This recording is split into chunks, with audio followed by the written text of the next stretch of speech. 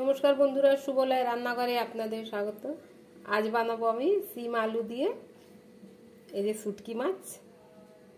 নিয়ে নিয়েছি এখানে সিম কেটে রেখেছি, একটা মাঝারি সাইজের আলু নিয়েছি, একটা মাঝারি সাইজের বেগুন নিয়েছি, অল্প পেঁয়াজ কলি নিয়েছি, এই যে এতে মটরশুঁটি নিয়েছি, নিয়েছি এখানে ধনে জিরে আছে বাটা, এখানে হচ্ছে আদা রসুন, এখানে হচ্ছে কাঁচা লঙ্কা আর এই যে হলুদ।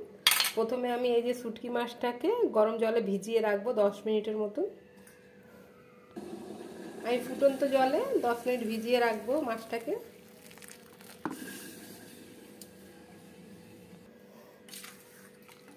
আমার মাছটা ঠান্ডা হয়ে গেছে, জলটা আমি ভালো করে কচলে ধুয়ে নেবো। একটু কড়া বসিয়ে দিয়েছি, দিয়ে দেবো সর্ষের তেল। তেলটা গরম হয়ে গেছে, মাছটা ভেজে নেব।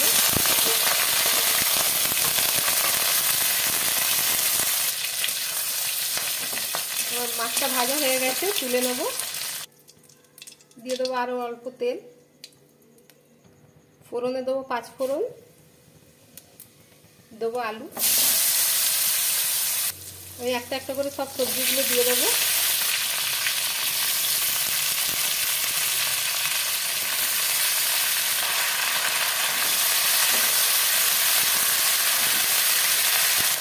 দেবো অল্প হলুদ,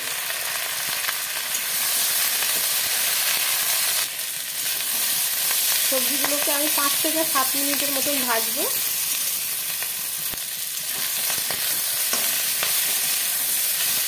আমার সবজিটা ভাজা হয়ে গেছে, দিয়ে দেবো মশলা।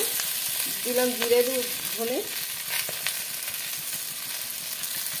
দেবো আদা রসুন বাটা, দেবো আন্দাজ মতন হলুদ, দিয়ে দিলাম কাঁচা লঙ্কা বাটা, দেবো অল্প জল। সবজির সাথে মশলাগুলোকে ভালো করে কষাতে হবে, মশলা যেন কাঁচা গন্ধটা না থাকে। দিয়ে দেবো কেটে রাখা টমেটো, দেবো স্বাদ মতো লবণ, দিলাম মটরশুঁটি,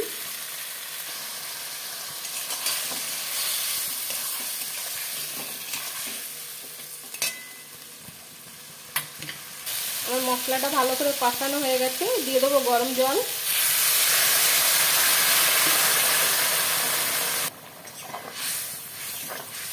ঢাকনা বন্ধ করে সেদ্ধ হতে দেবো।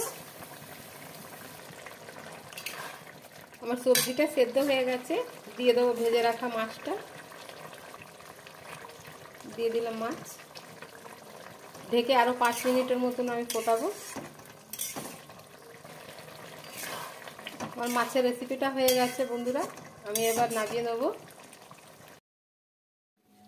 আমার শুটকি মাছের রেসিপিটা রেডি হয়ে গেছে বন্ধুরা, একবার ট্রাই করবেন যারা যারা খান তারা। যদি ভালো লেগে থাকে তাহলে লাইক কমেন্ট সাবস্ক্রাইব অবশ্যই করবেন। ধন্যবাদ।